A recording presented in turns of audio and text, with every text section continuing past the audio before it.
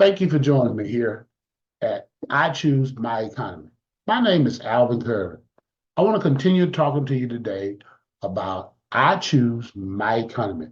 Now, how do I choose my economy versus the economy of the US government, the economy of some business, or the economy of, let's just say, my church or whoever it may be?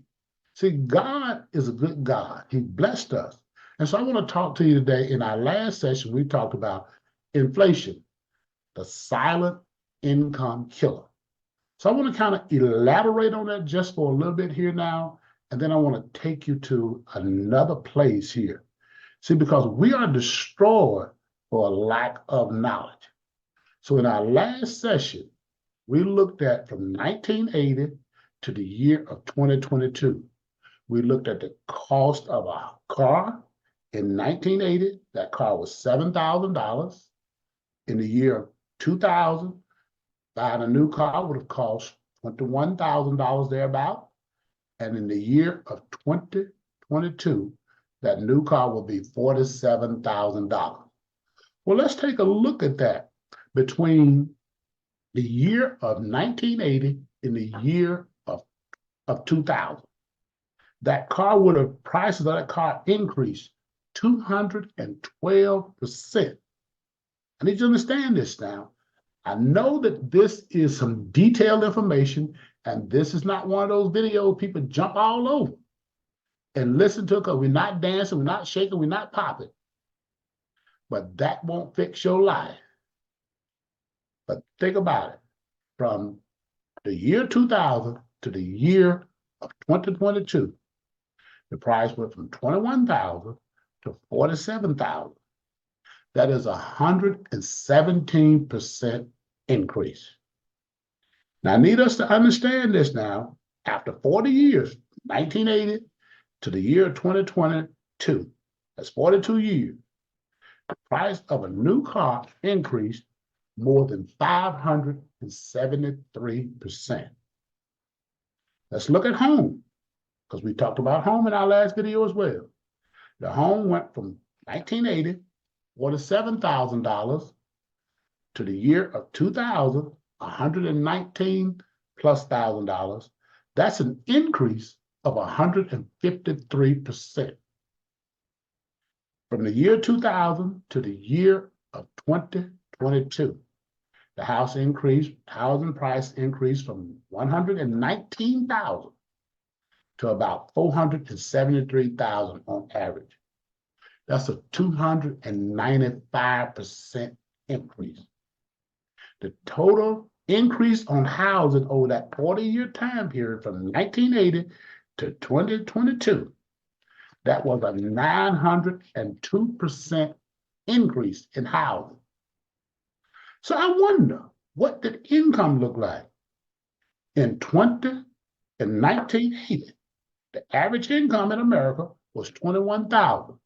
My income for my wife and myself, I was a soldier in the military, and my wife worked for the government. We made about $22,000.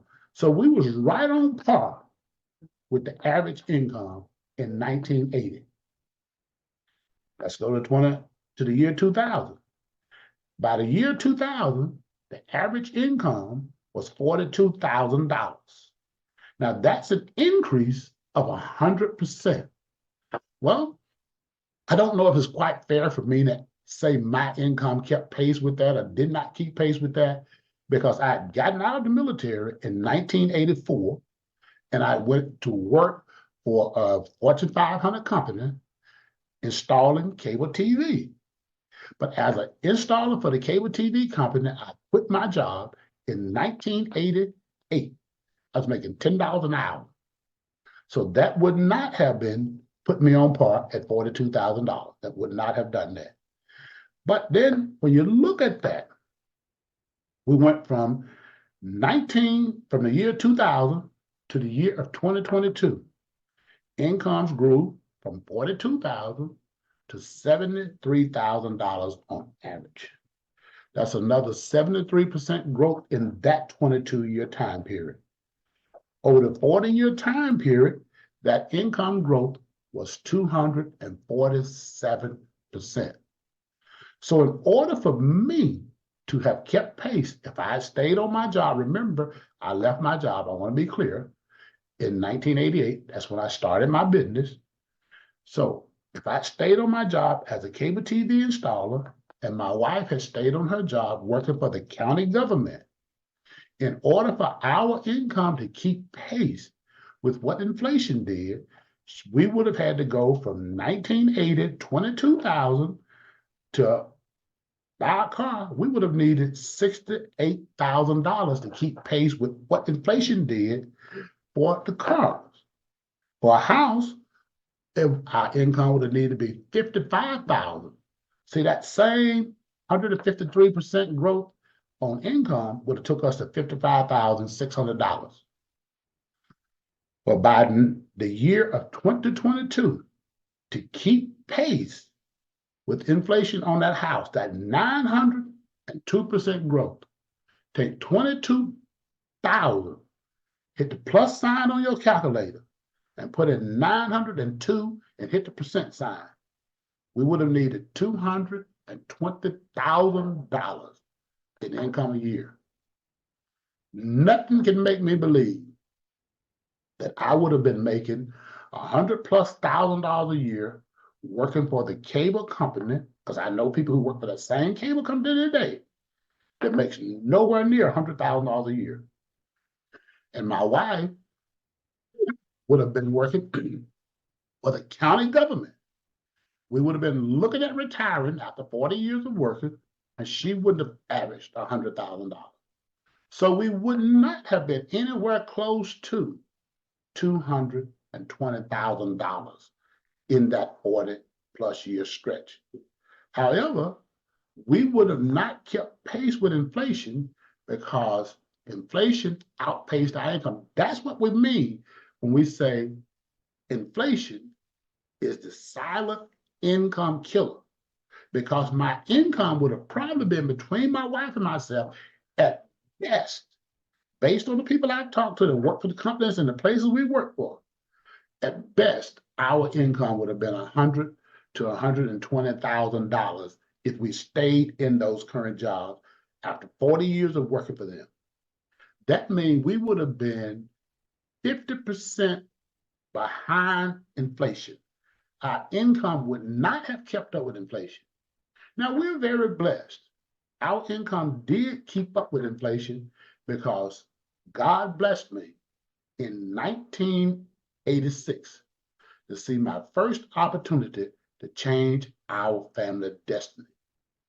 In 1986, I accepted that challenge and that opportunity. And by 1988, I'd gone full time, and God has blessed me to be in the business now for now 37 years. I am blessed to be a blessing. God has blessed us to make hundreds and hundreds of thousands of dollars a year and build $1-million portfolios for our family and many other families. So if you'd like to have a conversation about that, please connect with me by going to trustalvincurry.com. Just click on the contact me and send me a quick email or a text, and then I'll get back to you and we can have a conversation. Or you can follow me on LinkedIn and you can DM me there. But ladies and gentlemen, if you want to fix your economy, it's going to be based on what you do, not the president. Remember, we've had many different presidents of each party since 1980. Not one president is responsible for this economy being where it is today. All of them have their share of what happened during their watch. And what they want to have you do, politicians want you to believe today, is that if you just vote for the right person in this election quarter or this election cycle, they're going to come fix it for you. Please do this for yourself. Judge your life. Maybe you don't have 40 years. Maybe you're only 30 years old. But then judge and see what president has fixed anything for you in your life, no matter how old you are, how young you are.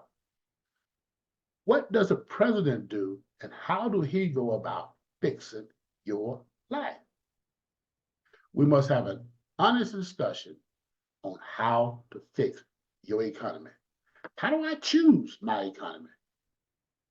Because we know for an absolute fact, every time we make a dollar, every time we spend that dollar, we have chosen to fix somebody else's economy. So we must make the choice to see how do we get some of that money to come back to us to help us fix our personal economy. So I want to thank you for joining me here today. Again, I'd like to have a conversation with you. So reach out to me at trustalvincurry.com. Thank you.